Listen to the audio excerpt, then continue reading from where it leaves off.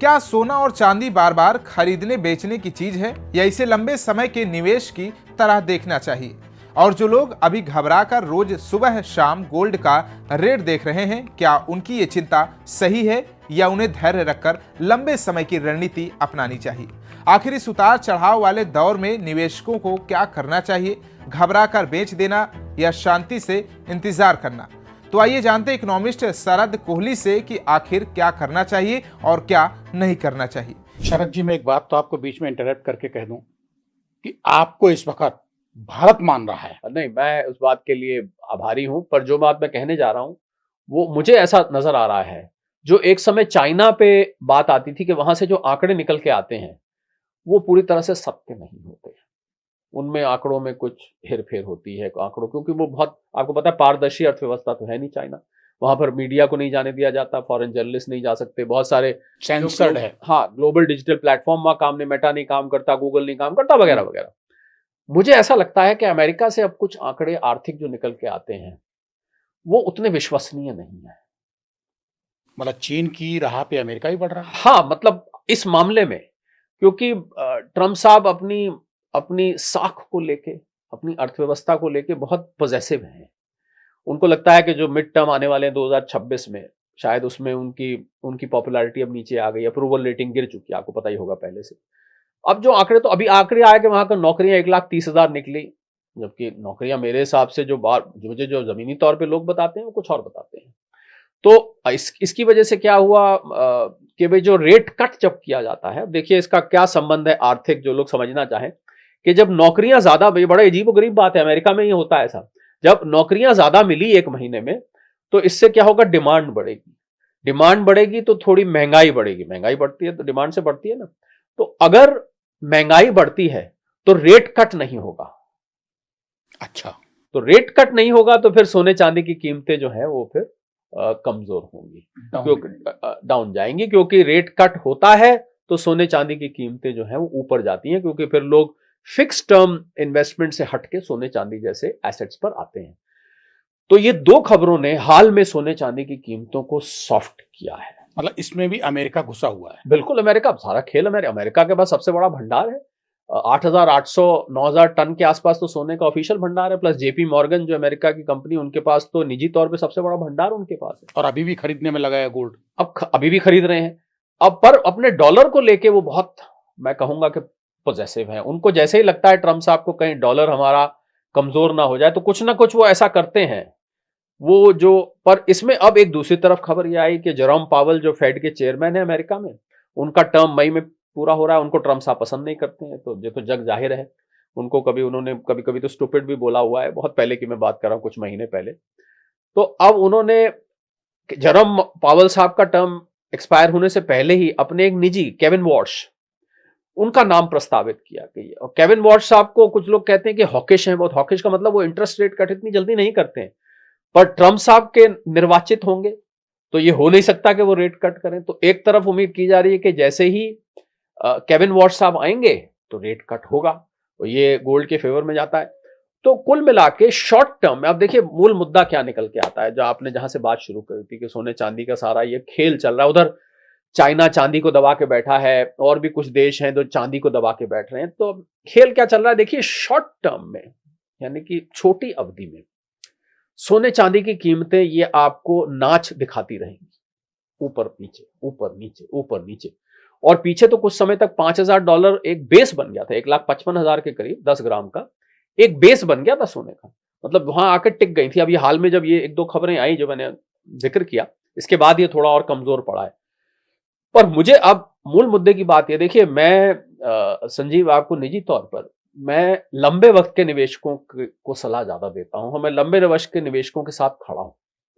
जो लंबे वक्त का निवेशक सोने चांदी में जिसने निवेश किया और वो ट्रेडर बन गया, यानी कि निवेशक बन के आया था और शॉर्ट टर्म ट्रेडर बन गया, कभी खरीद कभी बेच, कभी खरीद कभी बेच, यही काम शुरू कर दिया, उसको मैं ज्यादा कोई सलाह मशवरा या उस पर मैं ज्यादा टिप्पणी नहीं करता हूं।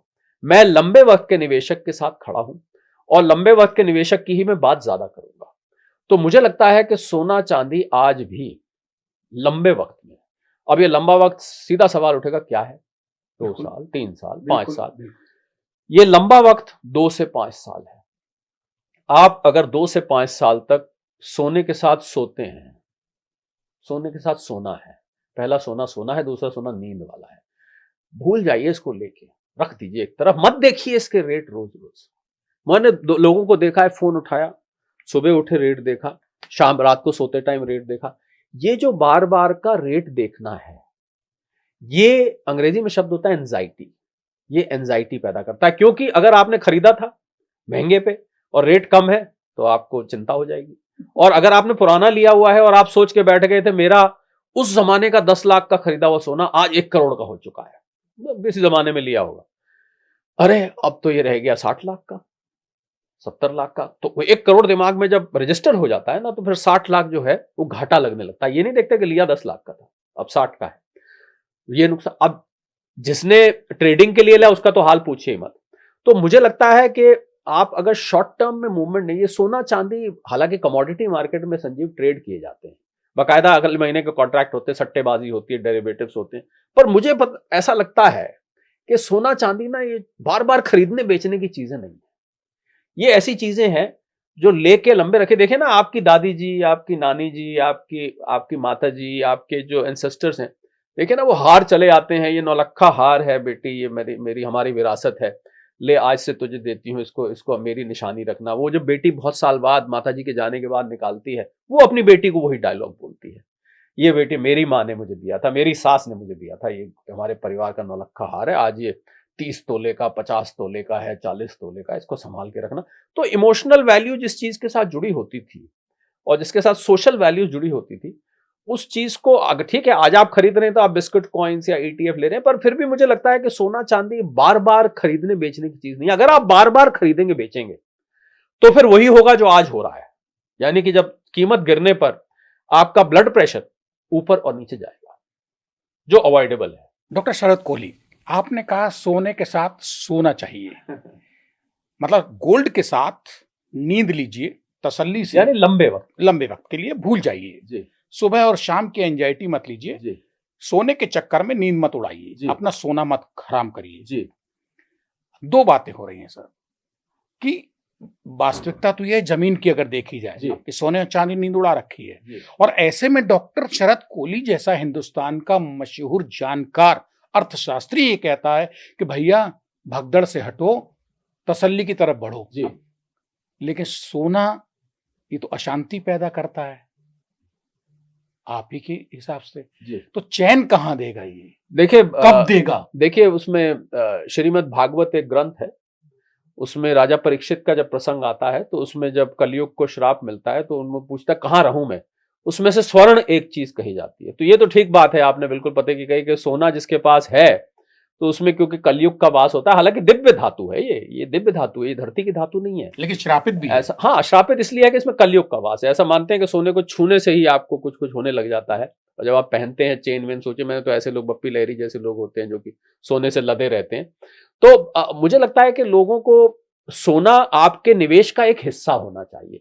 अगर आप, अब पीछे हुआ क्या कि पिछले कुछ महीनों में खासकर सोना चांदी सोना चांदी सोना चांदी, लोग इतना ज्यादा उसमें स्वर्णमय हो गए, अगर मैं इसको ऐसे कहूं, चांदीमय हो गए कि उन्होंने बाकी सब निवेश को भूल गए। शेयर मार्केट बेचारी गिरने लग गई, म्यूचुअल फंड में लोगों ने SIP बंद कर दिए, प्रॉपर्टियां लोगों ने बेचनी शुरू कर दी, FDs भुलवानी शुरू कर दी। तो इतना ज्यादा मुझे लगता है किसी एक एसेट, ठीक है ये सोने चांदी का जो ये दौड़ थी ये अनप्रेसिडेंटेड थी यानी कि पिछले कुछ वर्षों में ऐसा नहीं देखा गया था, ये मान लिया मैंने, पर इसका ये मतलब तो नहीं कि आप उसमें इतना ज्यादा डूब जाएं कि आप बाकी के निवेश के जो एसेट क्लासेस हैं उनको भूल जाएं। पहली बात, अपनी रोजमर्रा की जिंदगी को भुला के केवल सोने चांदी की कीमतें देखते रहें, ये मुझे लगता है कहीं ठीक नहीं है। चैन तो उड़ेगा ही। अच्छा संजीव, किसी भी चीज का, चलिए आपकी बात का मैं एक दूसरे तरीके से जवाब, किसी भी चीज का जब आप अत्यधिक चिंतन करेंगे, उसके बेहिसाब आप वीडियोस देखना शुरू कर देंगे, एक एक चीज के 20-20 वीडियो आप देखना शुरू कर देंगे, तो फिर चिंता तो स्वाभाविक हो ही जाएगी। किसी भी चीज की आप करेंगे चिंता हो जाएगी। तो इस चिंता का कारण डॉक्टर शरद कोहली जैसे देश के जाने माने अर्थशास्त्री हैं, जिनके वीडियो वायरल हो रहे हैं मिलियंस में, बिलियंस में, या फिर सोना और चांदी? नहीं, देखिए आप जब जिस चीज की चर्चा होगी तो लाजमी बात है मुझे भी चर्चा, मैं एक इन्वेस्टमेंट इकोनॉमिस्ट, इन्वेस्टमेंट और फाइनेंस पे बोलता हूं, तो जो चीज भागेगी उसकी चर्चा तो होगी। कल को शेयर मार्केट भागती है, मुझे उस पर जिक्र करना पड़ता है। कल को म्यूचुअल फंड्स भागते हैं, मुझे उस पर जिक्र करना। चर्चा देखिए, मेरी चर्चा तो उन कीमतों के पीछे पीछे है। वो कीमत ऊपर, मैंने तो कीमत बढ़ाई नहीं।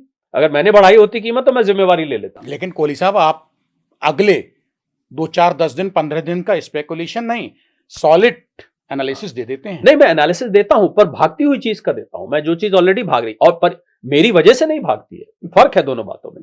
मैं उस भागते हुए के ऊपर कमेंट करता हूं कि क्यों भाग रही है। मेरी वजह से भागती होती तो मैं तो इसको इतना भगाता कि लोग अपना काम छोड़ के खाली सोना चांदी ही खरीदने लग जाते, अगर काश मेरे हाथ में होता। मेरा कहने का अर्थ यह है कि आप जब किसी एसेट क्लास का इतना ज्यादा चिंतन शुरू कर देंगे, और देखिए, जो चीज ऊपर जाती है वो नीचे तो आती है। ये जो आज सोने चांदी में मैं कहूंगा गिरावट और फिर स्थिरता, फिर थोड़ी गिरावट आई है, तो ये स्वाभाविक है। ऐसा तो होना ही था। ऐसा तो हो नहीं सकता कि सोना केवल निरंतर ऊपर चढ़ता जाए। हालांकि ट्रंप साहब जब तक बने हुए हैं तब तक अभी भी मैं मानता हूं कि सोना चांदी कुछ ना कुछ उसमें हरकत आती रही, क्योंकि वो चैन से बैठने वाले नहीं है। वो कुछ ना कुछ निकालते रहते हैं, कोई ना कोई नुक्ता उनके वहां से आता रहता है। पर मुझे लगता है कि आप अगर, क्योंकि लोगों ने खाली सोने चांदी का चिंतन किया है, इसलिए ये गिरावट ज्यादा चिंता पैदा कर रही है। ये मैं आपको कहना चाह रहा था। अगर आप इस पे से ध्यान हटा लेंगे, और ध्यान क्या हटाएंगे, अपने पोर्टफोलियो को फैला कर रखेंगे। आपको याद होगा, आपके पॉडकास्ट में मैंने पहले कहा था कि आपको फैला के निवेश करना चाहिए। एक ही, never put all eggs in the same basket. एक ही टोकरी में सारे के सारे अपने एसेट्स को नहीं रखना चाहिए, आपको फैला के रखना चाहिए।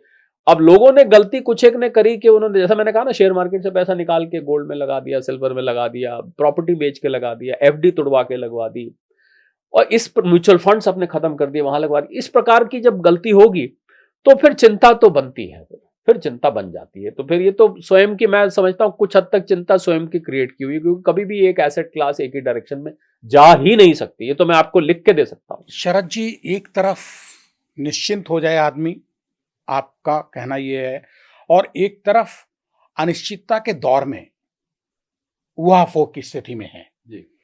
आपने कहा एफडी तोड़ के लगा रहे हैं, म्यूचुअल फंड से निकाल के लगा रहे हैं, सोने चांदी पे जा रहे हैं। सवाल यह है कि सर, सोने चांदी ने इतनी चमक तो दे ही दी है आज, जो एफडी, म्यूचुअल फंड, शेयर बाजार, इन सबको फेल कर रहा है। ये तो सत्य है। मैं एक सेकंड टोकूंगा यहां पर। आपने जो बात कही पूरी करिएगा जरूर।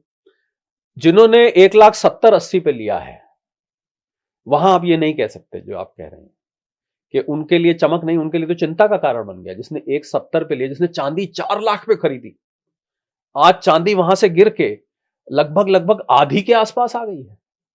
$120 पार करके आज $75 पे खड़ी। आधी नहीं तो आधी से थोड़ी फालतू है, चलिए, पर आधी मान लेता हूं। तो नेचुरल बात है, वो चांदी, वो चिंता तो देगा ही देगा। तो चमक उन लोगों के लिए चमक दी है संजीव, जिन्होंने पुराना जिनके पास पड़ा हुआ था और उन्होंने मुनाफे पे बेच दिया और कमाया, या बहुत पुराना किया था, आज भी रखा हुआ है। जिसने सोना 30,000 पे लिया हुआ है 10 ग्राम पे, आज 1.5 लाख का 5 गुना उसका तब भी है। इतना गिरने की 6 गुना नहीं, 5 गुना है, तब भी है। पर फंसे वो लोग हुए जिन्होंने तेजी में खरीदा। उनको नहीं समझ में आ रहा कि अब क्या करना चाहिए। उनके लिए पहले मैं बता दूं, क्योंकि वो लोग आपको कान लगा के सुन रहे हो, पहले उनके लिए बता दूं। अगर आपने इसको तेजी में खरीदा, 1,70,80 पे लिया, आज गिर के 1,50 पे आ गया है, तो आपको इसको घाटे पे तो नहीं बेचना चाहिए। ये तो मैं नहीं सलाह दूंगा। हाँ, पैसा कहीं से उधार लेके खरीद लिया है, या कोई ऐसा पैसा यूज कर लिया आपने जो पैसा आपको शॉर्ट टर्म में जरूरत था, फिर तो आपके लिए समस्या, फिर आप ज्यादा इंतजार नहीं कर सकते। वरना आपको इंतजार करना चाहिए। अब ले लिया तो ले लिया, अब जब ले ही लिया है तो इसको लेके रख दीजिए, और 1 साल 2 साल का इंतजार करिए। ये अपने उस मकाम को छुएगा। वक्त लग सकता है, पर छुएगा। वही मकाम को नहीं छुएगा, उससे ऊपर भी जाएगा, क्योंकि ये ऐसी चीज है संजीव जो कि खत्म होने वाली है। मतलब डॉक्टर शरद कोहली का ये कहना है कि सोने के साथ सोना सीख लीजिए तो आपको निश्चिंतता मिल जाएगी। जी। और सोने चांदी की चमक में आपने उस चकाचौंध में अपने को खोया तो आप चिंतित होंगे, आपको फ्रस्ट्रेशन पैदा होगा, और सब आप, मतलब इस मार्केट में जो भगदड़ मची है हो रहा है, उसमें आप गिरेंगे। हो रहा है, आपको चिंता होगी और आप हड़बड़ाहट में घाटे पे बेच भी देंगे। तो ऐसा ही हो रहा है जो आप कह रहे हैं। लोग ऐसा ही, आप देखिए ना, $5,600, $1,80,000 प्रति 10 ग्राम से गिर के 1,50,000 पे आ जाए, बहुत बड़ी गिरावट है। 20% के करीब की गिरावट है। चांदी में तो और ज्यादा है, सोने में कम आई, चांदी में और ज्यादा आई, तो बिल्कुल चिंता होगी। तो कैसा लगा हमारे वीडियो, कमेंट बॉक्स में फीडबैक जरूर दीजिए। बाकी तमाम देश और दुनिया की खबरों को देखने के लिए देखते रहिए स्टेट मेयर हिंदी।